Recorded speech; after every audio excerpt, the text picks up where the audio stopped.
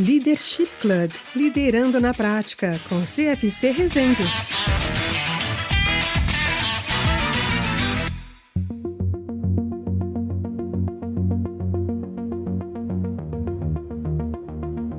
Fala galera, tudo bem? Aqui é o CFC, mais um episódio aqui com vocês, mais um episódio hoje do nosso Leadership Club aqui no Love the Problem, e hoje com um convidado especial, um cara que tem uma vida corporativa bacana, mas também tem uma vida de empreendedor e um track record, cara, já tá aí. Vou falar que tem estrada, vamos dizer que já passou por criação de algumas empresas, um empreendedor nato. Muito bem-vindo, Léo, Leonardo Gasparim, nosso convidado hoje, o founder, CEO da Cube, como é que vocês preferem chamar? Já coloca aí no gosto. Cube é uma sigla brasileira mesmo, é a principal sigla do mercado imobiliário, tá, Carlos? Então é Cube mesmo. Boa. O custo unitário básico, essa é... Olha aí. Esse é o significado. Olha aí. Então, Léo, cara, muito obrigado, cara, antes de tudo, por ter aceitado aqui o convite. Acho que vocês estão empreendendo, e a Cube, uma iniciativa bem legal, uma empresa para resolver um problema. A gente vai falar um pouquinho mais dela. Se apresenta pra galera, fala um pouquinho de você, dessa tua história empreendedora. Fala um pouquinho do Léo. Vamos lá. Primeiro, eu que agradeço aí a oportunidade aí, Carlos, de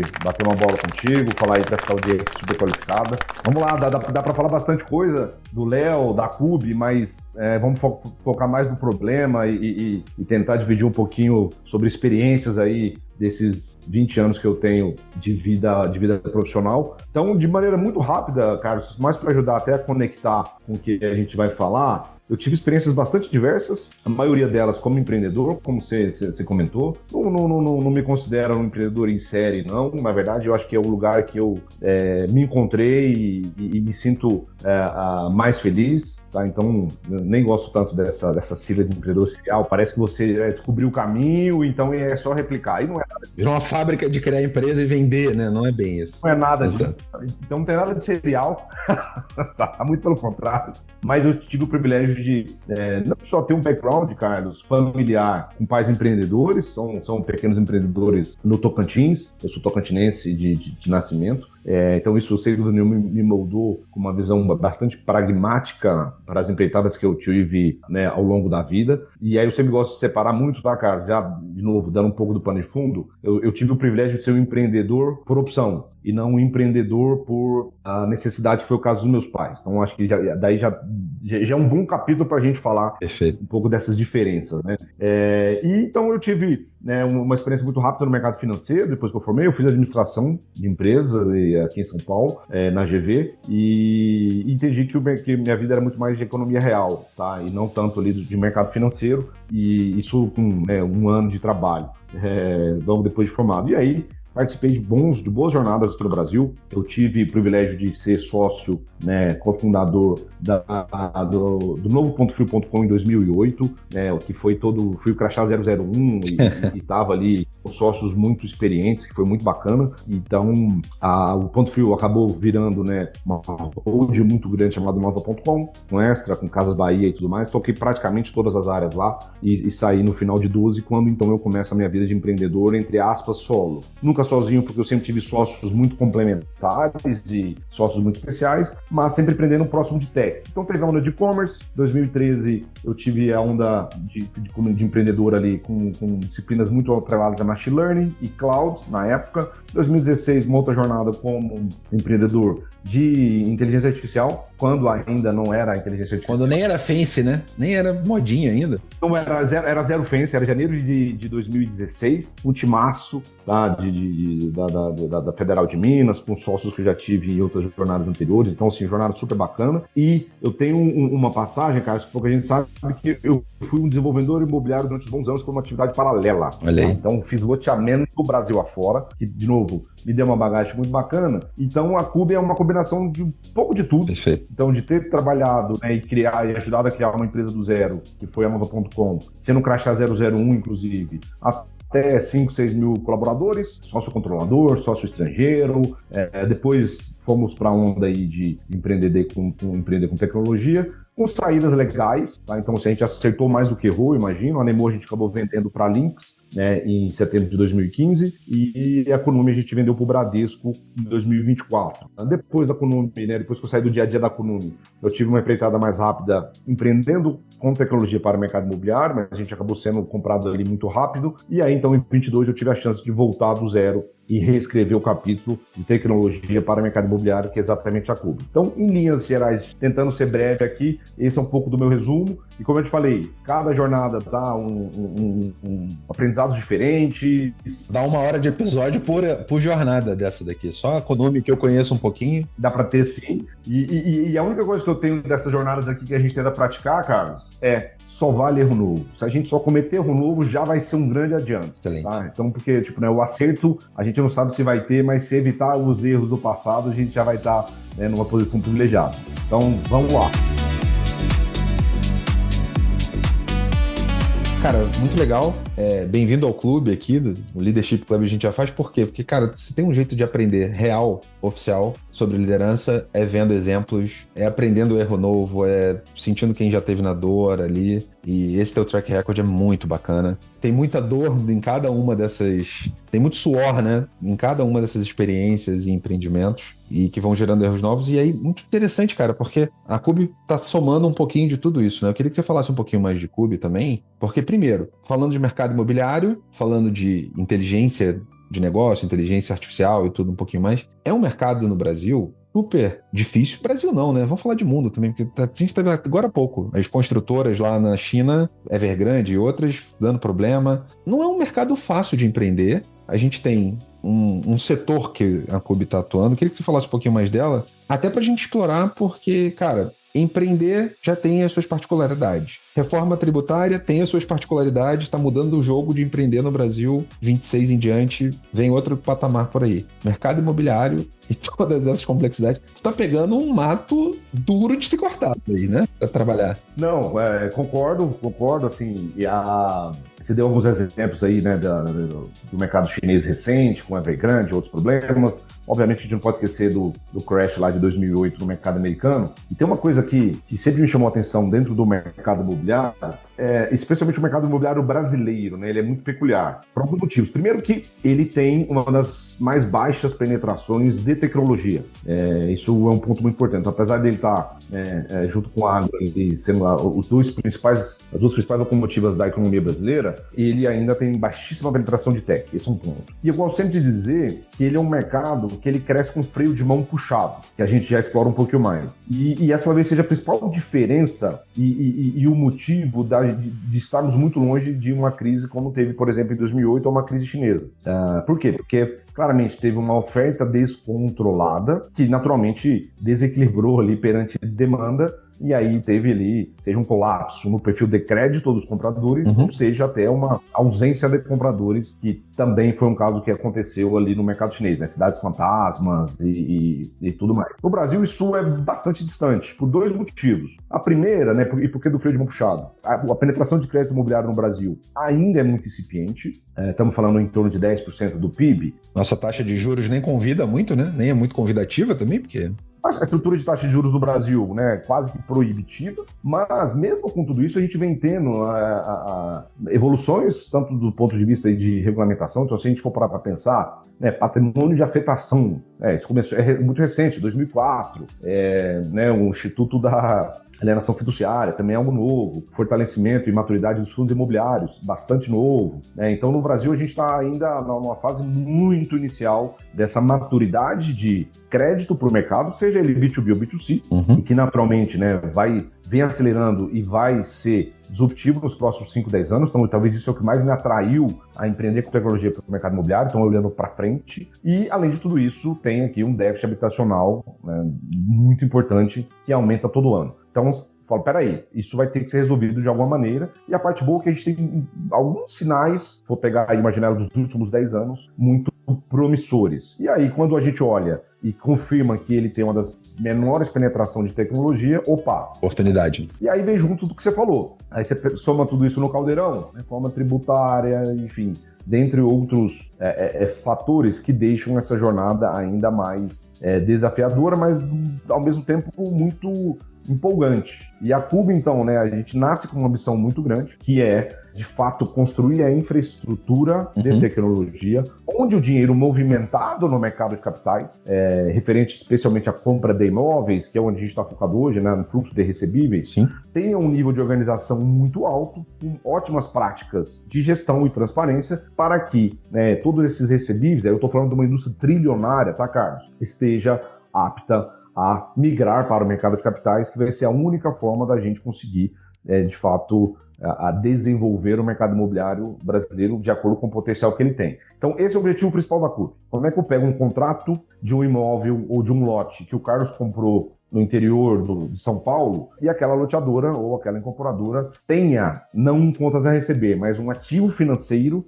que é o fluxo de pagamentos do Carlos com ela, e que isso possa ser, de fato, lastro para o acesso a crédito. E aí você pode até me perguntar, Léo, legal, mas... É um ente garantidor, um ente não de garantidor, mas um ente de confiança, de laço de confiança para que eu seja para o mercado, né? Exato. E na nossa, em toda, né, a diligência que a gente fez ali antes de montar a Cubo ali, né, ao longo do ano de 2022, reforçou muito isso, tá, Carlos? Assim, primeiro, na nossa visão, né, o grosso do mercado, o grosso dos recebíveis do mercado imobiliário, eles ainda estão fora do mercado de capitais, e eu te dou exemplos. Se você for pegar hoje todo o estoque de imóveis financiados no Brasil por instituições financeiras ou bancárias, estou falando ali em torno de R$1 trilhão, especialmente com fundo de poupança. Se a gente for pegar todos os recebíveis que hoje estão sendo carregados no balanço de uma loteadora, de uma incorporadora ou desenvolvedores imobiliários, na nossa conta a gente tem algo de pelo menos R$2 trilhões. Ou seja, isso não está no banco. As entidades financeiras não enxergam isso, né? Ela não enxerga essa parcela que está sendo pago do imóvel que você comprou na planta, ela não enxerga aquilo que você está pagando para uma loteadora e eventualmente tem um prosoluto ali do Mercado Minha Vida. Isso não aparece no Banco Central. E o desafio da CUB é entender, primeiro, por que isso não aparece, né? Por que isso ainda não está no mercado de capitais. Óbvio, passa por uma maturidade que o mercado de capitais vem ganhando, né? Então, hoje, se a gente for pegar o mercado total de CRIs, que é o certificado de recebível imobiliário, e aí não só pulverizado residencial, que é muito o foco da CUB, mas eu estou falando de torno de R$200 bilhões hoje. Já é uma sigla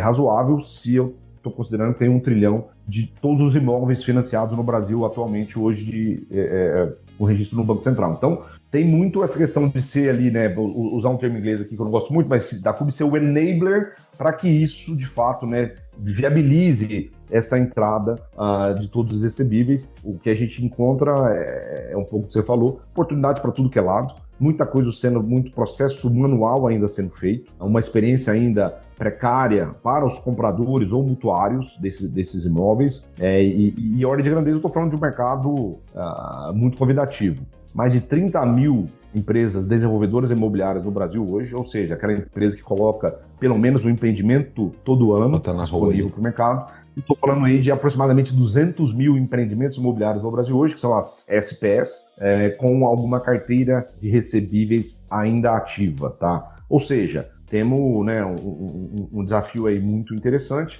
E aí, enfim, ao longo desses 3 anos a gente tem, né, descoberto aí coisas bastante interessantes e com pelo menos mais uns 15 anos aí de trabalho pela frente. O legal é porque, assim, mercado endereçável todo, acho que você ilustrou super bem. Inclusive, já vale os parabéns só por isso, né? Porque encontrar esse nicho que você já tem toda essa experiência, queira ou não, somada, muito legal. É, de fato, um problema. É um mercado endereçável super tentador, assim, e ao mesmo tempo não é fácil de entrar, porque tem essa bagagem toda acumulada, é nichado, queira ou não, tem um lock interessante ali, não é fácil entrar. E empreender num momento de 24, 25, se a gente pega aqui, o Clube tem 3 anos, que o mercado já não apontava uma taxa de juros baixa, já tinha uma discussão de reforma tributária super rolando, que queira ou não vai mudar o jogo de muita empresa, principalmente, margens talvez sendo comprimidas, toda mudança, né, mudando a regra do tabuleiro, muda tudo, então bem legal. Mas qual o grande lance? Também vem junto um pragmatismo de gestão, né, eu acho que hoje a CUB já há 3 anos, já experimentou em outras empresas e agora na CUB, um conjunto de práticas de gestão, de liderança de gestão, que num cenário como esse, eu não estou num cenário de bora gastar dinheiro, bora investir, bora fazer. Não, tem um grau de pragmatismo. Queria explorar um pouquinho com você, um pouco das práticas de gestão, do que vocês colocaram, do que funciona, não funciona. Crianças mesmo do Léo aqui, sobre gestão que guiaram, nortearam vocês nesse contexto que tem aquela frase, meio o pessoal gosta de usar, mar brava que faz bom marinheiro. Porra, meu irmão, tu só navega em mar bravo há anos, então... Exato. Se alguém encontrou um mar não bravo aí, me avisa que eu quero ir pra lá, né? É isso, você não sabe o que é Bahiazinha de Guanabara flat, né? Então, bora. Como é que é isso? Assim, tem... E aí eu quero só fazer um paralelo de novo com aquela frase que eu te falei no início, que é, né, o privilégio que a gente teve e tem de ser empreendedor por opção. Então, assim, a gente optou montar a Cube e optou entrar nessa tese. Né? Em 2022, eu fiz mais de 300 reuniões para validar tá? Qual era a tese, qual era o caminho e etc. Então, falando com todo tipo de partes relacionadas ao mercado imobiliário que você puder imaginar. E normalmente, quando você é um empreendedor, né, por necessidade, você se agarra naquela primeira oportunidade que você está vendo na frente, né? Então, pode ser desde... Às vezes você se apaixona antes da hora, né? Aquela coisa. Não, exato. Eu acho que eu tenho talento para fazer bolos de aniversário, vou montar uma cafeitaria aqui na cozinha e vamos embora. Que foi muito como meus pais começaram, tá? Em 1996, quando eles abriram lá na empresa deles. Então, a gente teve profundidade e para empreender no Brasil, o ideal é que você não saiba de tudo, né, cara? Senão você acaba desistindo. Então eu consegui entender que a oportunidade era grande, mas quando eu comecei a ter reuniões onde a turma estava mais me desestimulando do que estimulando, eu falei, acho que tá na hora da gente começar a fazer. Por quê? Léo, nossa, mas essa ideia aí de tentar organizar o mercado imobiliário, a gente ouve há 15 anos pessoas que tentaram, que estão tentando. Você não vai conseguir, porque ninguém compra tecnologia no seu setor. Você não vai conseguir, porque você vai precisar de dinheiro para montar a tech, e estamos no meio de 2022, não sei se você viu, mas o funding secou, não tem dinheiro para as startups agora. Gastamos tudo em tech na Covid, né? Aquela coisa assim, 22 ali para 23 acabou a grana. Só notícia triste. O mais engraçado era, você não tá sabendo do que saiu agora um negócio chamado ChatGPT? Vai acabar com tudo, ninguém vai mais fazer tecnologia. Isso aí vai resolver tudo. Bem lembrado. Aquela hora você dá uma respirada e fala, não, entendi. De novo, eu não sei de tudo, longe disso, né, em relação à tese. E, cara, tá bom, vai, de novo, já tá suficiente. As próximas conversas estão agregando um pouco, tá? E vamos começar. Então, assim, iniciar em 2022, sem dúvida nenhuma, talvez o pior momento, se for olhar todas essas circunstâncias que você comentou, seja de Brasil, seja de mundo. Mas, 2026, olha o que nós estamos falando. Agora tem o risco da reforma tributária, como é que vai ficar? O risco da IA, porque agora acelerou de vez. Então, assim, o mar vai estar sempre revolto, e você tem muito que acreditar, né, naquilo que está sendo feito, ter muita humildade para pilotar e ir corrigindo a rota, né, Carlos? Então, assim, se eu for te apresentar aqui os 8, 10 slides que a gente utilizou para captar o nosso primeiro recurso ali em setembro de 22 e comparar com hoje, você vai falar assim, não, não tem nada a ver uma coisa com a outra. E tem. Na prática tem, talvez não estava tão elaborado, algumas coisas que a gente tinha na cabeça. A essência do problema foi um pouquinho mais para lá, um pouquinho mais para cá, pivotou, mas não tá... Mas é a mesma coisa, assim, mas de novo, noites e dias aqui, né, então são 3 anos, e a gente com muita humildade fala, não, achei que era isso aqui, não é, achei que era naquele caminho, a forma de precificar, eu tinha isso na cabeça. Então, assim, eu posso te dar aqui 10 exemplos de coisas que a gente veio aceitando ao longo do caminho, e olha que a gente não precisou pivotar, que é muito comum. Então, se você for pegar hoje, talvez, algumas boas empresas brasileiras, especialmente as que nasceram mais com tecnologia muito densa, muitas delas tiveram que mudar o modelo de negócio, mudar o setor de atuação. E a gente, felizmente, não precisou, né, de mudanças tão radicais, mas todo mês tem alguma mudança. Todo mês, de novo, tem um fator novo que a gente tem que ver como é que tá impactando a Cube e tudo mais. Então, assim, esse é o primeiro ponto, ser muito humilde para estar atento ao que está acontecendo, né, em volta, seja do ponto de vista concorrencial, regulatório, tecnologia, evidentemente. Então, acho que na Cube a gente tenta carregar muito isso, até das experiências anteriores, tá, Carlos? Não tem jogo ganho, muito pelo contrário, é um dia após o outro, é retenção de cliente e um ponto que você trouxe em relação à gestão de caixa, a Cube nasceu desde o primeiro dia com investidores ultra qualificados. Então a gente nasceu no PowerPoint com 3 investidores, 3 fundos institucionais que investem em tecnologia, inclusive um americano. No PowerPoint, eu tinha 8 telas de slide. Falei, o time é esse, tá, inicial, e vamos caminhar nessa direção. Captamos lá um valor suficiente para a gente andar ali pelo menos um bom período. E em agosto do ano passado a gente fez uma rodada na Série A muito importante para acelerar a máquina de vendas, tá? De 5 milhões e meio de dólares. O que é máquina de vendas? Porque a gente entendeu que o produto da Cube estava validado. Amadureceu, exato, amadureceu e agora... Amadureceu e tudo mais. Eu sei que, né, a grande realidade, talvez, de quem está nos ouvindo, seja por opção ou não, é não ter esse capital disponível, tá? Então, naturalmente, sua margem de erro é muito menor, ela fica muito mais estreita. Então, essa austeridade é crucial e é muito do que eu levo, tá? E é como a gente pratica aqui na Cube. Então, assim, a gente tem uma preocupação e uma obsessão em buscar o equilíbrio de caixa sempre. A gente está sempre chegando quando que a gente conseguiria, pelo menos, chegar no break-even, tá? Uhum. Por quê? Porque eu não sei se eu vou ter capital abundante o tempo todo. Então, quando a gente fez essa rodada lá no ano passado, eu tava vendo lá ali o break-even nos próximos 3, 4, 5 meses. Então, assim, perfeito. Eu consigo chegar lá naquela terra firme ali se eu não conseguir levantar mais capital. A gente nunca gostou desse jogo mais kamikaze, tá? De vamos indo, se precisar lá na frente a gente vai arrumar um sócio, vai arrumar um investidor, porque não foi o DNA que eu fui criado. Eu sou um filho de português que era dono de boteco, então... É isso, então você entende, né, tão bem quanto ou melhor que eu. É isso. Nisso, os pais talvez são parecidos aqui, porque ele empreendeu porque ele não tinha outra coisa para fazer, era a solução que ele tinha. Tinha que empreender. E foi engraçado, quer dizer, né, de novo, meus pais são, na realidade deles, super bem-sucedidos lá. Tem 30 anos de empresa no Brasil, então, né, quem tem 30 anos no mesmo CNPJ no Brasil, isso já diz muita coisa, mas, eu trago muito deles nessa questão de liderança, e foi até engraçado, né, eles estavam aqui comigo agora há poucos dias em São Paulo, né, eles continuam morando lá no Tocantins, e aí minha mãe, meu filho, mas eu tô vendo aqui, vocês já estão com mais de 60 pessoas, eu não entendi direito, como é que é esse negócio? Eu falei, não, mãe, a gente ainda, né, investe todo mês, a receita ainda é menor do que a despesa, mas, né, entrou um dinheiro legal ali no segundo semestre do ano passado, então... Ela falou, filho, eu não entendi. Porque assim, filho, eu só conheço empresa que você monta para ganhar dinheiro. Você tá me falando que você montou uma empresa que perde dinheiro? É isso. E aí, então assim, na minha cabeça é um pouco disso, ela tá certa na essência. Então a gente aqui como empreendedores, como gestores, tem que ter muito essa questão, né, essa preocupação com perenidade. E uma outra coisa que você comentou, né, em relação aos aprendizados um pouco de Cube e olhando tudo mais, Carlos, assim, pode parecer clichê, tá? Mas a complementaridade do time, né, e o nível, né, a barra que você coloca desde o primeiro dia no seu negócio, para mim, seria talvez o principal fator de sucesso ou não do negócio. E se você está com um time complementar, que se respeita intelectualmente, obviamente, todo mundo ali focado no negócio, né? Essa é uma das coisas que a gente aprende ao longo da vida. Amigão, quem é sócio trabalha, né? Amigo ajuda. Não dá para ter espaço para agenda individual acima da coletiva, né? Não dá. Não dá.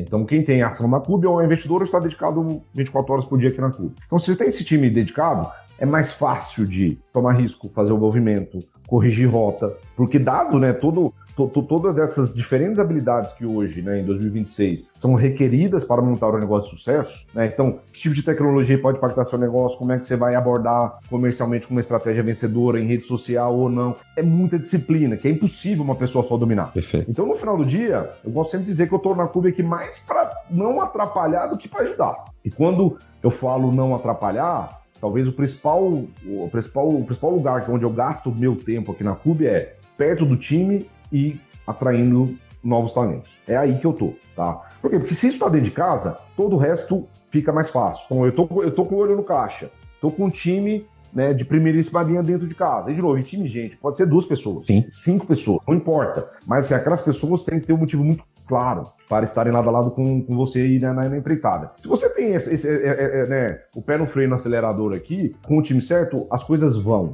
né? O que você não pode é ter ali uma faca no pescoço, seja porque o caixa vai acabar daqui 60 dias, ou seja porque, né, não necessariamente você está com o time que deveria estar. Então, das lições que a gente, né, vem tentando acumular e, de novo, e não errar, sem dúvida nenhuma, assim, o cuidado com o time, especialmente num cenário onde mão de obra boa, hoje ela é globalizada. Exato. Então, os melhores talentos de tech, ou ele trabalha para a Cube, ou ele trabalha para qualquer outra empresa do mundo. Tá? Da casa dele. O cara hoje para trabalhar no interior da Bahia, no Skylink lá dele, trabalhando para os Estados Unidos, por que não? Por que não? Assim, a gente vê isso toda hora, tá, Carlos? É isso. Seja talentos que estão entre a Cube e uma empresa estrangeira, e aí, obviamente, que salário dolarizado, então isso é uma dor, dependendo ali do talento que a gente está falando, e retenção. Então, eu tenho certeza absoluta que uma série de empresas do mundo inteiro, inclusive do Brasil, adoram entrar no LinkedIn da Cube de tempos em tempos para dar uma olhada lá se não tem um talento ali que ele poderia puxar. Então, não só atrair uma dificuldade, mas também você tem que reter. Por isso que eu tento, né, e aloco boa parte do meu tempo para isso. E eu quis perguntar isso, Léo, explorando um pouquinho aqui e trazendo, porque, primeiro, acho que no mundo de startups, criou-se aquela fantasia do Vale do Silício e que, queira ou não, muitas empresas, startups brasileiras acabaram também divulgando de que, cara, com o dinheiro dos outros, faz-se o que quer porque tem algum fundo pagando. E não tá longe de ser isso. É muito mais pragmático, muito mais pé no chão. Eu acho que o depoimento, ele ilustra bem a diferença de quem fez já 2 exits, pelo menos, super bem sucedidos, de startups que morrem na praia por aí, que isso, né? Tipo, a Cube tá resolvendo um problema real, tem dinheiro investido, mas que é para trazer resultado. E os nossos pais não entendem muito o que a gente faz, porque como assim não tá dando dinheiro hoje já, né? Tipo, aquela coisa, super. Mas muito do que você falou de gestão é o básico bem feito e tá fugindo de modismo. E eu gosto muito de experiências como a sua aqui, quando a gente começou a conversar, de gravar, porque modismo de gestão é aquela coisa, né? Todo mundo que é liderança não nasceu liderança, você se desenvolve como. Só que assim, às vezes você fica na insegurança e vai copiando. Não, então vamos sair usando base zero, vamos sair usando OKR, vamos sair usando framework e tal, blá blá blá. E a discussão fica sobre a ferramenta e não sobre a essência, que é essa do básico bem feito que você acabou de descrever tão bem aqui. Tá perto do time. Concordo, não, você está perfeito, não, acho que você resumiu bem. E é curioso, né? Eu vim para São Paulo fazer faculdade, e aí, né, tinha o sonho de fazer administração na GV, né? Ainda hoje é uma excelente faculdade, na época era, né, uma grande referência que a gente tinha aqui no mundo da administração. Grandes nomes estudaram lá e passaram lá pela GV, né?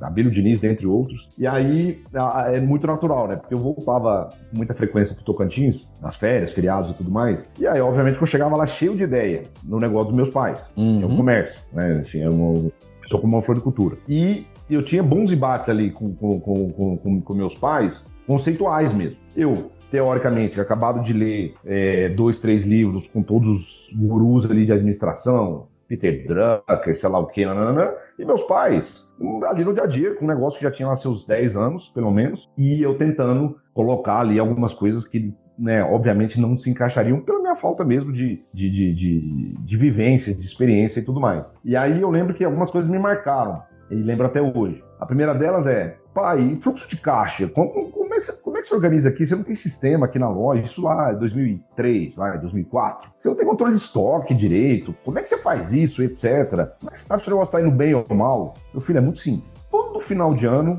eu vejo se a gente comprou ou investiu em algum imóvel ou não. Se a gente investiu é porque foi bom, deu para tirar dinheiro do negócio. Se a gente não investiu, é porque não foi tão bom, porque a gente trabalhou muito e a gente não conseguiu comprar nenhum imóvel até no final do ano. Ele falou assim, então, esse é o fluxo de caixa que eu monitoro. Ele é anual e é se eu comprei alguma coisa ou não, ou se eu investi em alguma coisa ou não, fora do negócio. Conhecimento tácito, né? Conhecimento tácito. E na prática, né, a gente pode, assim, um monte de regra, etc, mas assim, né, ele tá ali no feeling do dia a dia, ali com a minha mãe, pilotando o negócio e vendo se o negócio tá indo pro caminho certo ou se não tá indo pro caminho certo. E aí, muitas vezes a gente complica dentro do nosso negócio, né, que você comentou, quero uns OKRs, eu quero isso, eu quero aquilo. Então, cara, legal, mas o mais importante, antes de tudo, é sua intuição de que o negócio tá no caminho certo. E aí você ir montando aqui, né, as trilhas para poder ganhar velocidade, ganhar mercado e tudo mais, mas assim, né, o básico bem feito, arroz com feijão, ele tem valor em qualquer lugar. Então, de novo,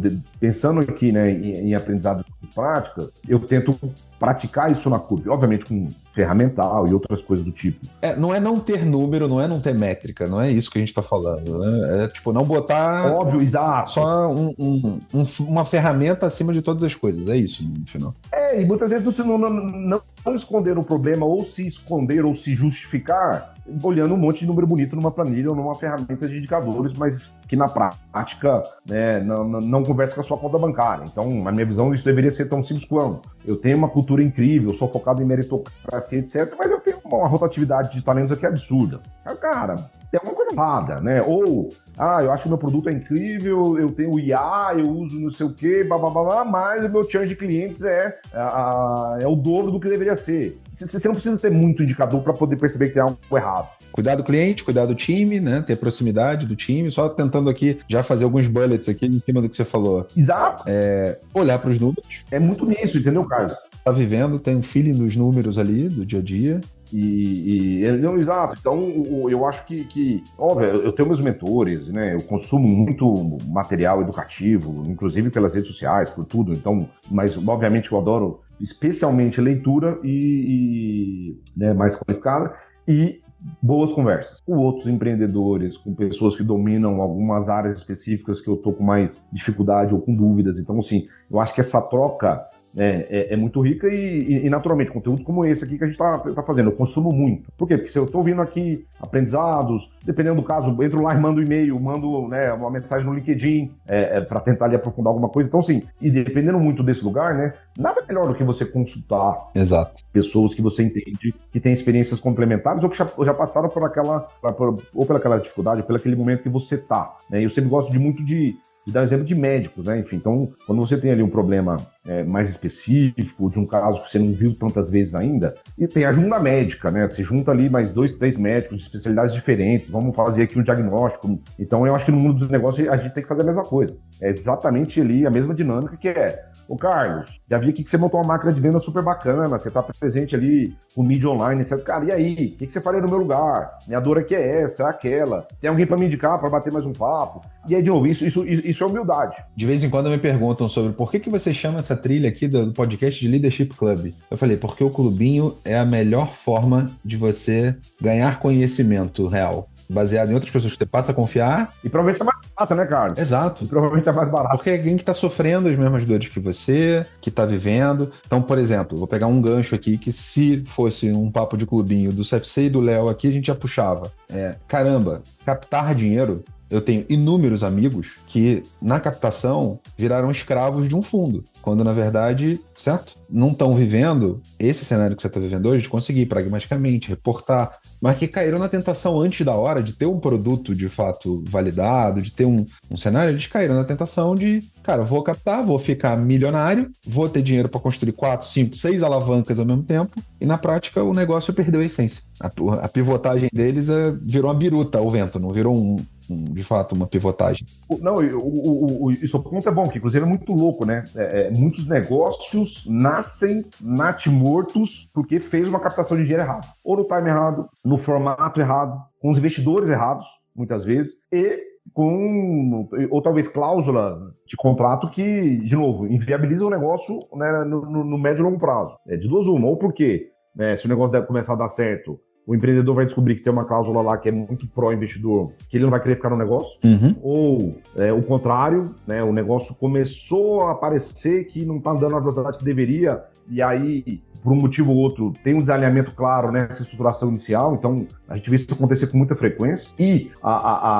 Mas um ponto que eu sempre volto nele, Carlos, pensando, né, inclusive nessa parte de estruturação de fundo, isso eu brinco que é um mal necessário. Se eu pudesse começar negócio sem captar, eu tenho certeza absoluta que seria o melhor caminho. Mas seja por conta do time, da velocidade que você consegue imprimir, né, e tudo mais, é normal que o captar seja uma boa opção, tá?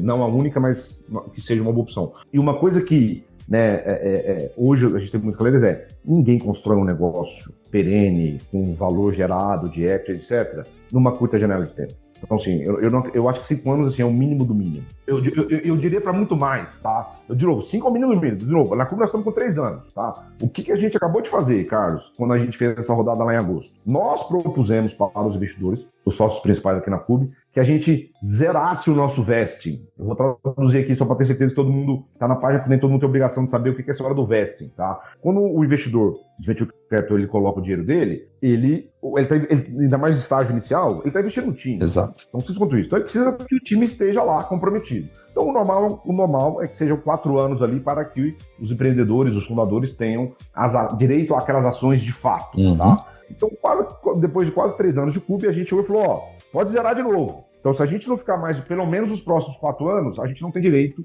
a essas ações integrais aqui do negócio. Ou seja, eu já me comprometi com pelo menos 7 anos de CUBE. E tenho certeza que ainda vou estar... É botando a pele, de fato, no jogo. Né? E sem ter capturado, né, tudo. De novo, eu tô falando que a gente não possa sair, vender um negócio, etc. Mas assim, eu tenho certeza que nos próximos 3 ou 4 anos, a gente ainda está numa fase, a gente não está num ponto ótimo do valor gerado de CUBE. E por que eu tô falando isso, né? Eu adoro bate-bola, recebo algumas mensagens por LinkedIn ou por Instagram de outros empreendedores, de outras pessoas que estão começando um negócio, né, e sempre que possível eu tento separar um tempinho para isso, e muitas vezes eu vejo, né, especialmente na turma mais nova, eu tô com 41 anos, tá? Então já não tô mais tão novo. Mesma idade. Geração 84 aqui, então... Pronto. Geração 84, eu brinco que... Melhor safra. E eu brinco que que era a geração raiz. Todo mundo de 84 provavelmente era São Paulino, que é o meu caso. Que o São Paulo estava numa fase áurea. Torci muito pro São Paulo naquele Mundial, apesar de ser carioca e vascaíno, torci muito pro São Paulo ali. Eu brinco geração raiz. Porque eu vejo muita gente, né, especialmente os mais jovens, achando que vão começar, vão captar um dinheiro e com 2 anos eles ficaram milionários. Isso não existe. Léo, existe sim, porque eu lembro que eu vi lá, amigão, é um meteoro que caiu na Terra, tá? Então, assim, não se apega a isso. E um papo que eu tive recente com um empreendedor do Nordeste que me chamou um pouco a atenção. Ele tava lá, ele tava com seus 28, 29, e eu falei, mas o que você espera para os próximos 5 anos, 10 anos, tá? Ele tava começando um negócio. Ele falou, Léo, daqui 10 anos eu espero ter feito pelo menos uns 5 negócios diferentes. Aí eu só dei uma ajeitada no óculos assim, eu falei, nossa, fazer um já vai ser difícil pra caramba, você quer fazer 5, vai dar uma média de 1 a cada 2 anos. Eu falei, acho que isso é inédito no empreendedorismo mundial. Eu falei assim, vamos repensar aí um pouco aí o que você tá de expectativa, porque isso vai te atrapalhar muito a colocar o primeiro de pé, imagina o 5º, né? Provavelmente não vai acontecer. Vai ter que gastar muito tempo com terapia ao invés de gastar construindo um negócio, assim. Porque, de novo, empreender não é o caminho mais fácil, definitivamente, e muito menos o mais rápido, né? Então... E eu acho essa parte muito importante, porque uma das coisas que eu queria tracionar aqui, muitos que ouvem aqui o Love the Problem são líderes hoje em grandes empresas, em médias empresas aí. Então, aquela mosquinha do empreendedor que me picou há muitos anos atrás, que você também tem aí super ligada em você, ela tá passando na cabeça deles. Mas ao mesmo tempo é aquela pessoa que, tem o seu tempo de família e valoriza muito ali o 3, 4 dias na semana que tem. E empreender é uma jornada incerta, é uma jornada insegura, no mínimo, vai. Por mais que você tenha segurança de fund e tal... Não, muito segura, muito segura. A CUBE tá crescendo pra caramba, mas assim, no final do dia, eu ainda tô buscando break-even, então ela é insegura per se, mas eu tô crescendo, mas eu tô resolvendo um problema real. Então, esse crescer como empreendedor versus crescer no mundo corporativo são bichos diferentes e são, estilos de ser um profissional muito diferentes. Então, muito obrigado por ter trazido aqui o depoimento, porque... Não, eu gosto dessas coisas de novo. Eu faria tudo de novo. A CUBE é a minha 4ª jornada, mas é importante não romantizar. Então tem um desgaste que vem junto, nada garante que o final da linha vai ser positivo ou que você vai ter sucesso, senão todo mundo empreendia, né? Então esse é um ponto aí muito, muito importante. Por outro lado, é adrenalina absurda, né? Então assim, eu particularmente super... A taxa de aprendizado é muito boa, né, cara? A taxa de aprendizado, eu sempre recomendo, e especialmente para de repente ter alguém aqui, Carlos, que está ouvindo e está na dúvida, vou me juntar numa startup agora, ou continuo aqui na grande empresa que eu tô, que tem um plano de carreira muito claro, na startup eu não entendi muito direito o que eles estão me oferecendo.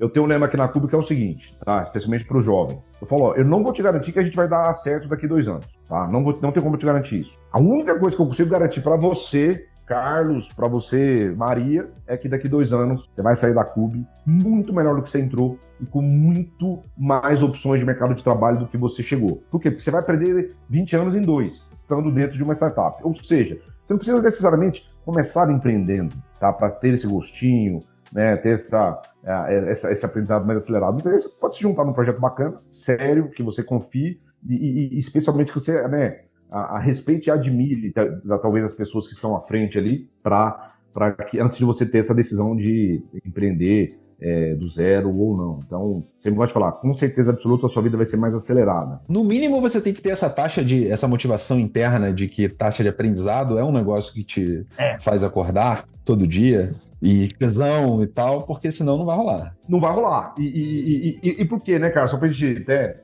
finalizar aqui esse ponto, por que é tão mais intenso? Me fizeram essa pergunta esses dias. Aqui na CUB, eu diria que, 20% do meu tempo eu aloco na minha cabeça pensando nos riscos da CUB. Os riscos dela dar errado, amanhã um risco de invasão, um risco daquilo. 80% eu pensando como é que a CUB vai ganhar dinheiro, como é que ela vai dar certo. Por quê? Porque a gente nasceu com 0 clientes e 0 receita. Eu preciso estar sacando ali o tempo todo, se a gente for usar aqui uma analogia do tênis. Exato. A gente precisa estar tomando risco, então as coisas precisam acontecer. Numa grande companhia, eu tenho certeza absoluta que o tempo do CEO é o inverso. 80% a 90% do tempo dele é pensando nos riscos do negócio, então ele é muito mais um gerenciador de risco, e 10%, 20% ele pensando em qual vai ser a próxima avenida, a próxima BU que ele vai ter que criar, o novo produto que ele vai lançar. Então, assim, essa dicotomia já deixa claro. Lá as coisas vão dar mais devagar. Né? A alta gestão é paga para gerenciar risco e não para correr risco de lançar novos produtos, entrar em novos segmentos, etc. Criar produto, criar coisas, né? Tipo... Isso já explica toda a diferença, porque que num corporativo, muitas vezes, ele pode parecer entediante para algumas pessoas, porém mais estável, e no mundo, né, de empresas menores é exatamente o contrário, e não tem certo e errado nisso, tá, Carlos? Eu gosto sempre de falar, você tem que testar as duas coisas idealmente e ver onde você fica mais feliz. Inclusive tem estilo profissional bom e adequado para cada lado. Eu, num cenário completamente água parada, eu fico desesperado. Não. Morrer de tédio, faz parte. E era o que me incomodava, porque né, a nova cresceu muito, né? E lá no início. Então eu brinco que durante os 2, 3 primeiros anos, a gente mal tinha um orçamento. Era ali fazendo, vambora, lança isso, lança aquilo. E com um conjunto de stakeholders lá na Nova que não era fácil, vai? Não, exato. E aí quando chegou a parte dos franceses, a Casino, etc, mudou da água pro vinho. Então, assim, dava desespero. Então, uma coisa que a gente decidia em uma reunião de 1 hora, tinha 8 comitês para passar. Então, tinha o comitê da Nova, o comitê do Pão de Açúcar, e isso ia para a França em algum momento. Não, mas espera aí, mas é só um projetinho aqui de adaptar X ou Y sem distribuição. Tipo, era um negócio que saía e caminhava para meses de decisão. Então, né, isso gerava uma frustração muito grande. E por outro lado, e agora que eu sou pai, né? Eu sou pai de 2 bebês, volta e meia eu sempre volto a ouvir da minha mãe. De novo, empreendedora lá, com todos os métodos e tudo mais. Agora, ela estava em São Paulo, que eu comentei com meu pai, e ela comentou, foi meu filho, até hoje eu não entendi por que você ainda não fez um concurso público. A sua vida de empreendedor é muito dura. Por quê? Eu tinha a opção de ter sido, né, de ter feito um concurso público, né, de novo. Eu fui um funcionário público, então, de novo, eu te entendo. Você foi? Eu te entendo. Então, e por quê? Porque ela me vê como mãe, né, ela fala assim, você não precisaria estar passando por todo esse estresse, você não precisaria estar, né, enfim, já acumulando esses cabelos brancos, dado que você poderia ter feito uma carreira mais estável, né? Então, a história do concurso público, eu acho que é muito nisso, poderia ser uma grande corporação, né? Então, eu acho que é muito disso, tá, Carlos, que eu acho que eu queria passar um pouquinho aqui.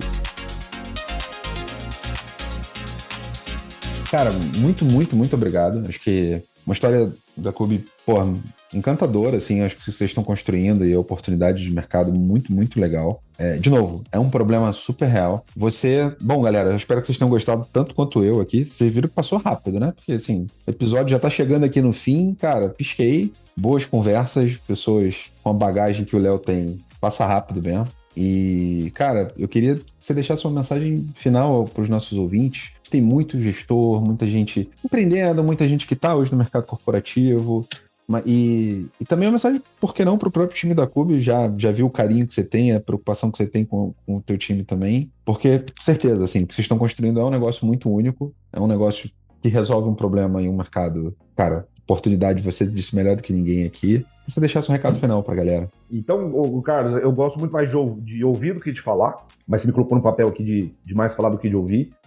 Né, de novo, obrigado pela oportunidade. Eu sou muito crente de que, né, um país mais desenvolvido passa por empreendedorismo. Não tem outro caminho, ou pelo menos ainda não foi demonstrado em nenhum outro lugar do mundo. Então é muito bacana estar nesse lugar. E eu acho que, né, uma corresponsabilidade que a gente tem é de fazer, né, esse ambiente mais próspero e passa naturalmente de nos ajudar, trocar experiências, como eu comentei. Então fica aqui uma mensagem mais de estimular aí, né, toda a audiência a gastarem tempo aprendendo, fazendo cursos, conversando com outros empreendedores e tudo mais. Eu fico bastante feliz, inclusive, se alguém tiver interesse de bater um papo, mandar uma mensagem. Teu LinkedIn vai estar aqui na descrição do episódio, então já aproveita, já entre em contato aí com o Léo. Fica à vontade, eu tento responder e provavelmente vou responder todo mundo. A gente marca, pode ser uma coisa de repente um pouco menor, ou a gente marca um vídeo, ou se for presencialmente, por que não?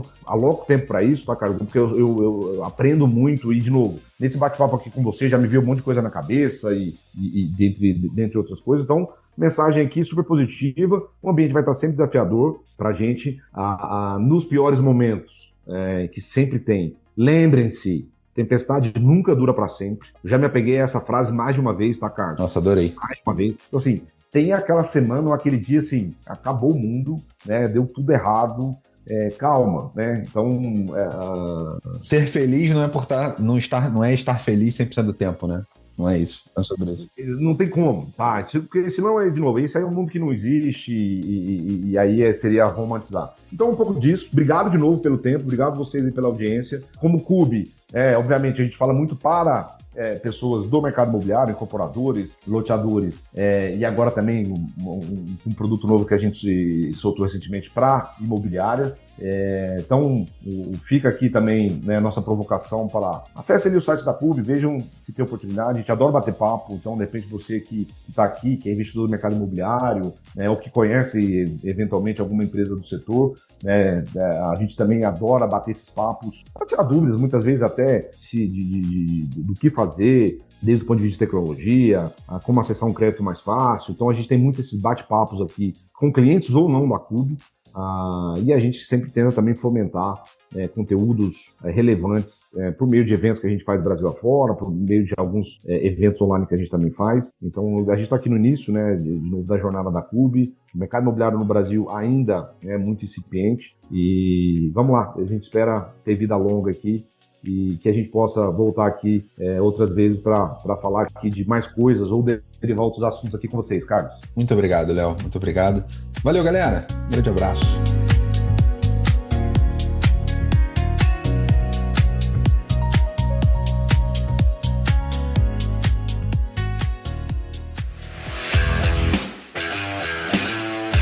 Este foi mais um episódio do Leadership Club com CFC Resende, no Love the Problem, o podcast oficial da K21 e Nowhere. Quer receber mais novidades sobre o Leadership Club? Se inscreva na nossa newsletter. Até o próximo episódio.